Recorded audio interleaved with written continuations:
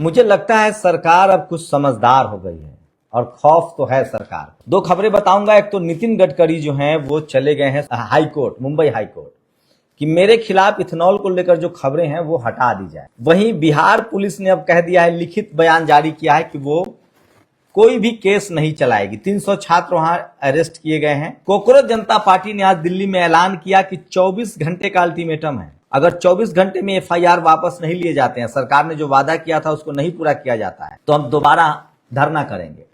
वहीं तेजस्वी यादव ने कहा है कि सम्राट चौधरी की पुलिस 47 चला रही है। अगर यही सब चलता रहा तो बिहार में सबसे बड़ा आंदोलन होगा। तो सोचिए, सरकार की मुश्किलें बढ़ने वाली थी, लेकिन लगता है कि सरकार में अब कुछ समझदार लोग हैं और संसद में अमित शाह की घेराबंदी हो रही है, तो लोगों में एक ताकत तो आ गई है। विपक्ष बात करने लगा है। जौहर यूनिवर्सिटी को नहीं गिराया जाएगा, डीएम ने वो आदेश रोक लिया है। मैं फिर कह रहा हूं, टीवी अखबार इस सरकार को बर्बाद करने पर तुला है। अब टीवी अखबार के बैठे जो जातिवादी पत्रकार हैं वो आरक्षण को लेकर नया बखेरा शुरू कर रहे हैं। उनको पता नहीं है कि वो आग में हाथ डाल रहे हैं, सरकार को बर्बाद कर देंगे। वो आरक्षण, एससी एसटी ओबीसी आरक्षण और एससी एसटी एक्ट खत्म करने की मांग कर रहे हैं, सोशल मीडिया पर कैंपेन चला रहे हैं। उनको नहीं पता है कि अगर इस पर बखेरा हुआ तो जनरल कैटेगरी के लोग और एससी एसटी ओबीसी दोनों सरकार के खिलाफ हो जाएंगे और उसके बाद सरकार की हालत वो हो जाएगी जिसकी वो कल्पना नहीं कर सकती है। पहले तो अभी जेनजी ही सड़क पर उतरे थे और सड़क पर उतरने के बाद ही सरकार जो हाँफ रही है। संसद में विपक्ष सवाल पूछ रहा है, अमित शाह को घेरने की तैयारी चल रही है। अब अमित शाह अभेद किला नहीं रह गए, चाणक्य नीति उनकी सामने आ रही है। सुप्रीम कोर्ट ने कहा है कि छात्रों पर जिस तरह की बर्बरता हुई है उसकी जरूरत नहीं थी। पहले सुप्रीम कोर्ट ने 20 जुलाई को जब ये पूरा मामला हुआ था, 21 जुलाई को जब सुप्रीम कोर्ट में एक वकील गए तो उन्होंने कहा कि हमारे पास टाइम नहीं है इस सब वीडियो देखने के लिए। बाद में जब 22, 23, 24 जुलाई को बड़ा प्रदर्शन हुआ जो कि एक मैसिव प्रोटेस्ट था, 25 जुलाई को देश भर में प्रदर्शन हुआ, 26 जुलाई को यह धरना खत्म हो गया। शनिवार को, रविवार जो है 26 जुलाई थी, आज 27 जुलाई है। तो 25 जुलाई को जो बड़ा प्रदर्शन हुआ था उसके बाद देश भर में बड़ा प्रदर्शन हुआ, उसके बाद ये धरना खत्म हो गया। 26 जुलाई रविवार का दिन था। सरकार नहीं चाहती थी कि संडे को सुपर संडे हो जाए। अब बिहार में 47 चलाने की तस्वीरें आप लोगों ने देखी होगी, वो सब सोशल मीडिया पर आप देख रहे हैं। तो इस समय की बड़ी खबर बता रहा हूं, कोकरोच जनता पार्टी ने जैसे ही कहा कि हम बड़ा आंदोलन करेंगे, हम फिर से धरना पर बैठेंगे, नेहा बोरा पटना पहुंची हैं। तेजस्वी यादव ने कहा कि हम सबसे बड़ा आंदोलन शुरू करेंगे अगर इसी तरह से छात्रों को पकड़ा गया तो। उसके बाद सरकार में मुझे लग रहा है कि अब संवेदनशील लोग बैठे हुए हैं और उनको लगता है कि छात्रों को और देश के लोग खेल समझ गए हैं। मुझे लगता है इस मामले में नरेंद्र मोदी का कोई सानी नहीं है, वो लोगों से जुड़े रहे हैं, एक कार्यकर्ता भी रहे। लंबे समय तक संघर्ष के बाद नरेंद्र मोदी सत्ता में आए हैं, तो मुझे लगता है कि लोगों की बात समझनी चाहिए। नरेंद्र मोदी को मुख्यमंत्री रहते हुए, प्रधानमंत्री रहते हुए अपनी पिच पर खेलने की आदत है। वो अब तक हिंदू मुस्लिम के पिच पर खेलते आए हैं। वो गुजरात में हिंदू मुस्लिम की पिच पर खेलते आए हैं। उन्होंने 2 चुनाव निकाल दिए, 3 चुनाव निकाल दिए हिंदू मुस्लिम की पिच पर। लेकिन अब मामला बिगड़ता जा रहा है। अब मामला स्कूल, अस्पताल, पढ़ाई लिखाई और दवाई का आ गया है और हिंदू वाला कार्ड चल नहीं रहा है। नतीजा यूपी में भी दिख रहा है। मैं आपको एक वीडियो दिखाऊंगा। योगी आदित्यनाथ के इटावा की रैली में भीड़ ही नहीं है। सोचिए, ये तमाम खबरें हैं जो सोशल मीडिया पर वायरल है। और अब बिहार पुलिस ने कहा है कि 26 की शाम 6 बजे तक जितने भी प्रोटेस्टर्स पर आरोप लगे हैं वो सबको बाहर कर दिया जाएगा। उन पर कोई एफआईआर, कोई केस नहीं चलेगा। तो कोकरोच जनता पार्टी के जो नेता हैं वो संवेदनशील हैं, वो नजर बनाए हुए हैं, चाहे वो सौरभ दास हो या राका हो या अभिजीत दीपके हो। वहीं ये बात तो तय है कि आम लोगों की सहानुभूति जो है वो लगातार मिल रही है।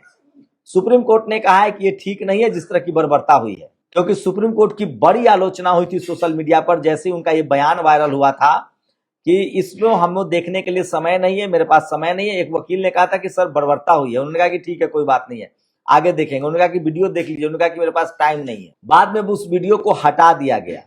अब सुप्रीम कोर्ट ने बाकायदा कहा है कि जब डेमोक्रेटिक देश में इस तरह के प्रदर्शन आप कर सकते हैं और प्रदर्शन अगर हिंसक नहीं है तो आपको लाठी चार्ज करने की कोई जरूरत नहीं है, हिंसा करने की कोई जरूरत नहीं है, बलपूर्वक हमला करने की कोई जरूरत नहीं है। विपक्ष अमित शाह से जवाब चाह रहा है। वो कह रहा है कि पायलट गन चले हैं 7 राउंड। खुद ये जानकारी है कि पायलट गन जो है वो 7 राउंड चले हैं, इसमें 5 राउंड लोगों को लगा है। उसके बाद आंसू गैस के गोले छोड़े गए हैं, लाठीचार्ज हुआ है। बिहार में 47 चलाते हुए पुलिसकर्मी दिखे हैं। ये वो तमाम खबरें हैं जो सरकार को कटघरे में घेर रही है। और अब सरकार ने वादा किया था कॉकरोचों की कोई भी पुलिस पर एफआईआर नहीं होगी। वहीं जो सरकार समर्थक जो लोग हैं, जो अपने आप को तथाकथित हिंदुत्ववादी कहते हैं, वो धर्म के आड़ में लगातार दिल्ली, सेंट्रल दिल्ली, जंतर मंतर पर लोगों के साथ हाथापाई, मारपीट करने की खबरें सामने आ रही है। तो ये सब अब देखिए, ये तो साफ हो गया कि सोशल मीडिया जो है वो सब कुछ देख रहा है। और मैं फिर कह रहा हूं, इस तमाम खबरें जो है वो वायरल हो रही है। वहीं जौहर यूनिवर्सिटी को लेकर खबर साफ हो गई है कि अब डीएम ने कहा है कि फिलहाल यूनिवर्सिटी के 38 बिल्डिंग जो गिराए जाने थे उसको नहीं गिराया जाएगा। तो चलिए, देर से ही सही सद्बुद्धि आ जाए। वहीं टीवी अखबार के लिए एक और मुसीबत, टीवी अखबार सरकार के लिए एक और मुसीबत बढ़ा रही। देश का गुस्सा सबसे ज्यादा टीवी अखबार ही भड़का रहा है, क्योंकि उसकी आवाज सुनी नहीं जा रही है, उसकी तकलीफों को दिखाया नहीं जा रहा है। टीवी अखबार बता रहा है कि दुनिया में डंका बज रहा है, उनकी रोटी नहीं है। टीवी अखबार दिखाता है कि सब जगह देश जो है वो तरक्की कर रहा है, पता चला उनको नौकरी नहीं मिल रही है। तो टीवी अखबार की गलत रिपोर्टिंग की वजह से जनता और नाराज और परेशान हो रही है। उनको लगता है कि ये जनता की बात न करके सरकार की भाषा बोल रहे हैं। और वही टीवी अखबार कुछ जनरल कैटेगरी के बच्चों को बैठाकर आरक्षण खत्म करने का अभियान चलवा रहा है। अब सोचिए, सरकार के गले के लिए कितनी मुसीबत हो जाएगी। आरक्षण खत्म करना संभव ही नहीं है, क्योंकि 90% लोग जो है वो रिजर्व कैटेगरी में आते हैं। जनरल को भी 10% ईडब्ल्यूएस है। अल्पसंख्यक सिख समाज हो या जैन समाज हो या मुस्लिम समाज हो, उनको भी आरक्षण है। तो आरक्षण से बाहर कौन है? ऐसे में 80-85% आबादी SC ST OBC, जिसमें 3-4 हजार जातियां हैं, उनका आप आरक्षण छीन लेंगे संवैधानिक अधिकार, तो संभव ही नहीं है और ये सरकार करने के पक्ष में नहीं होगी। यहाँ तक कि राजनीतिक आरक्षण भी ये सरकार SC ST का खत्म नहीं कर सकती। SC ST एक्ट खत्म करना, आपने देखा था देश में कितना बड़ा मैसिव प्रोटेस्ट हुआ था। तो ये लोग जानबूझ के सरकार को मुश्किल में डाल रहे हैं, सरकार को। वही नितिन गडकरी बॉम्बे हाई कोर्ट चले गए। उन्होंने कहा कि हमारे परिवार और हमारे खिलाफ गलत मीम्स बन रहे हैं, गलत रील्स बन रहे हैं। हमने इथेनॉल से हमारा कोई लेना देना नहीं है। मैं परिवहन का मंत्रालय हूं, संभाल रहा हूं, मेरा इथेनॉल से कोई लेना देना नहीं, तेल के मंत्रालय से कोई लेना देना नहीं है। वहीं 4400 करोड़ रुपए में बना कानपुर लखनऊ एक्सप्रेसवे की क्या हालत हो गई है, सब देख रहे हैं। तो ये तमाम खबरें हैं जो सोशल मीडिया पर वायरल है। लेकिन देश भर के लोग अब सोशल मीडिया से जुड़ चुके हैं, वो सरकार पर सवाल पूछ रहे हैं। विपक्ष जो है संसद में लगातार अमित शाह को घेरने की तैयारी कर रहा है कि दिल्ली में जो बर्बरता हुई है उसके लिए कौन जिम्मेदार है। ये सबसे बड़ी खबर है और लोगों ने लगता है कि डरना छोड़ दिया है। जो युवा हैं, छात्र हैं, वो डरना छोड़ रहे हैं। सवाल है कि कितने दिन डरेंगे। आप बेरोजगारों को कब तक डराइएगा? आप लाचार बेबस लोगों को कब तक डराइएगा? ऐसे भी उनकी जिंदगी की मुश्किलें बढ़ती जा रही है, महंगाई बढ़ती जा रही है, सरकारी अस्पताल की स्थिति खराब हो रही है, सरकारी स्कूल बंद हो रहा है। या तो पैसे वाले के बच्चे पढ़ेंगे, आजकल सब कोई अपने परिवार के बच्चे को पढ़ाना चाहता है। और जो जेनजी हैं, जो 90 के बाद पैदा हुए हैं, वो बिल्कुल हिंदू मुस्लिम में फंसने के लिए तैयार नहीं है। तो बीजेपी की मुश्किलें बढ़ सकती है, क्योंकि हिंदू मुस्लिम वाला कार्ड जो है वो चलता हुआ नहीं दिख रहा है।